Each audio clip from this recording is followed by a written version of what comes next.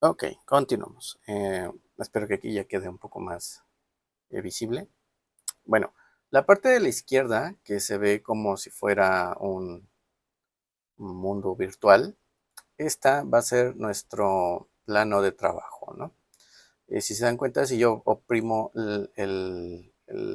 la rueda del ratón, que es como el tercer botón del mouse, si lo sostengo y voy girando, puedo cambiar la perspectiva del mundo. Si le doy con la rueda hacia abajo, puedo alejarme, y si le doy con la rueda hacia arriba, puedo acercarme al objeto, ¿verdad? Ahora, ¿cómo puedo desplazarme? Si yo presiono la tecla Shift y aparte le doy con la tercera rueda del ratón, puedo desplazar el objeto, bueno, puedo desplazar la vista hacia izquierda o derecha. Y bueno, esto nos funciona para distintas situaciones. Si le doy control, puedo acercarme y alejarme del objeto. Ahora, si yo presiono la tecla del punto con del, el, el pad numérico, voy a acercarme directamente al objeto que tengo seleccionado. Ok, bueno, en la parte de aquí arriba, como se puede observar, hay algo que dice modo de objeto. Cuando estamos en el modo de objeto, podemos seleccionar las figuras geométricas que tenemos en la imagen, digo, en el plano de trabajo, y podemos hacer distintas funciones con ella. Las funciones básicas que se pueden, que hay que considerar, es la de escalar el objeto, que si yo selecciono un objeto y aprieto la tecla S, se pueden dar cuenta cómo cambia la forma del puntero, del cursor.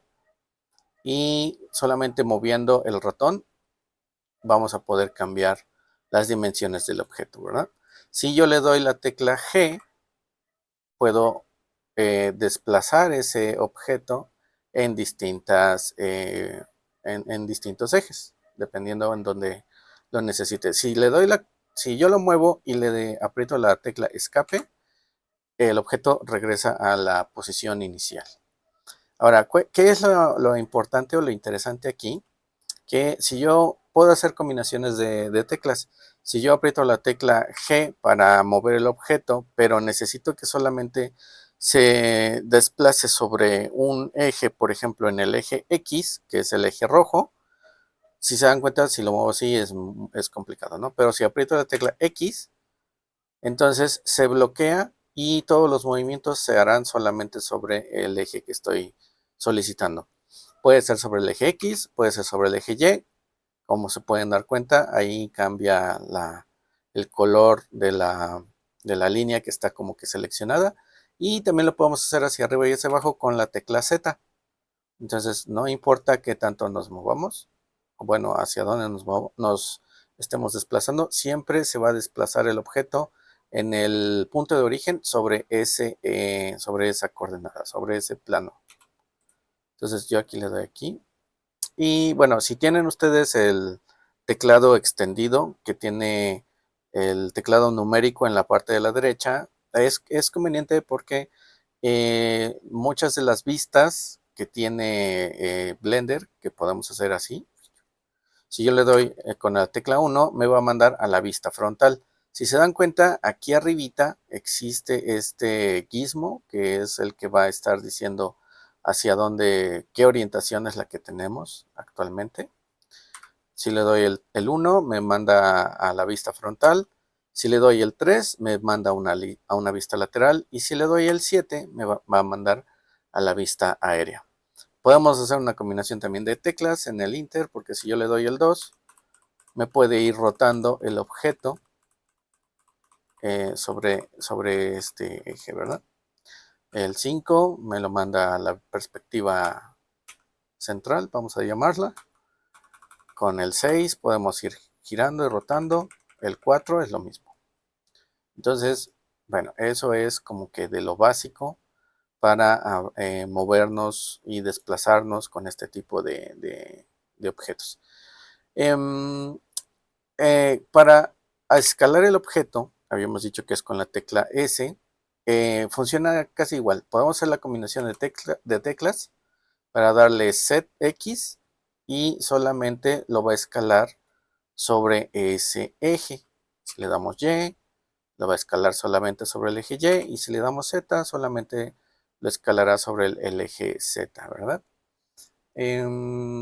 Ok, por el momento vamos a dejarlo aquí, como esta es la primera parte interesante. Bueno, la tercera primitiva o el tercer, digamos, comando que es interesante que también conozcan, es que el objeto se puede rotar en función al plano de trabajo. Porque hasta ahora lo que hemos estado haciendo con este movimiento es rotar la cámara, rotar la perspectiva, pero el objeto está siempre en el mismo lugar. Para rotar el objeto tenemos que presionar la tecla R.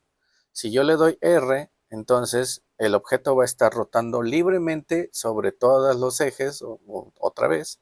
Y de nuevo podemos hacer la combinación de teclas de R con X y entonces el objeto solamente rotará sobre su eje X, con Y solamente sobre el eje Y y con Z, bueno, el eje Z, ¿verdad? Si presionamos la tecla N, nos va a desplegar este pequeño menú. En este pequeño menú vamos a ver como las posiciones importantes o básicas del objeto que tenemos seleccionado. Por ejemplo, nos va a decir cuál es la ubicación del objeto en nuestro plano 3D. Si se dan cuenta, este objeto tiene un puntito aquí en el centro que es de color naranja. Ese punto de color naranja indica cuál es el punto del origen del objeto. Si se dan cuenta, a esa descripción es más visible si lo buscamos en la rotación. La rotación que va a tener siempre va a ser en función a ese punto de origen. ¿Sale? Chan, chan, chan. Yo aquí le doy escape y me regresa. Si queremos tenerlo todo sobre el punto de origen en 0, 0, 0, lo podemos determinar desde este punto. Aquí este objeto tiene una rotación de 360 grados en el eje X, 0 en el eje Y y 1131 grados en el eje Z.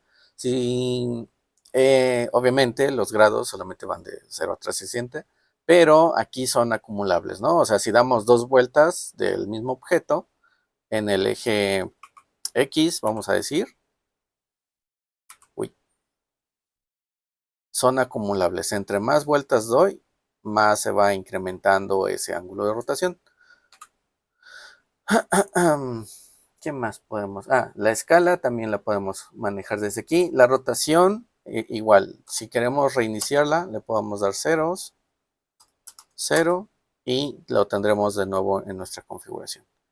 La escala siempre va a estar, por default, viene en 1 al objeto, o sea, relación 1 a 1. Y la dimensión siempre va a estar marcada en metros, a menos de que se configure de otra forma, ¿no? Pero por default viene en metros, entonces no hay que preocuparnos mucho por esa parte. Este es un objeto que se supone que debe de tener una dimensión de 1 metro de largo por 1 metro de ancho por 1 metro de alto. ¿Por qué es importante la escala aquí? Porque una vez que nosotros terminamos de trabajar con los objetos, los podemos mandar a distintas aplicaciones, ¿no? Puede ser una aplicación de un juego en motor gráfico como Unity o como un Real Engine, o en nuestro caso también puede ser interesante porque este tipo de objetos se puede exportar a otros tipos de archivo que funcionan para impresoras en 3D. Entonces ahí sí es también más importante o más interesante el mantener una escala adecuada del objeto que estamos modelando con el objeto que vamos a imprimir, ¿no? Ok, bueno, Eso es con el modo objeto. Vamos a cortar este video aquí. Y en el siguiente vamos a hablar un poco más acerca de cómo poder editar los objetos dentro de nuestro espacio de trabajo. Entonces, no se desanimen.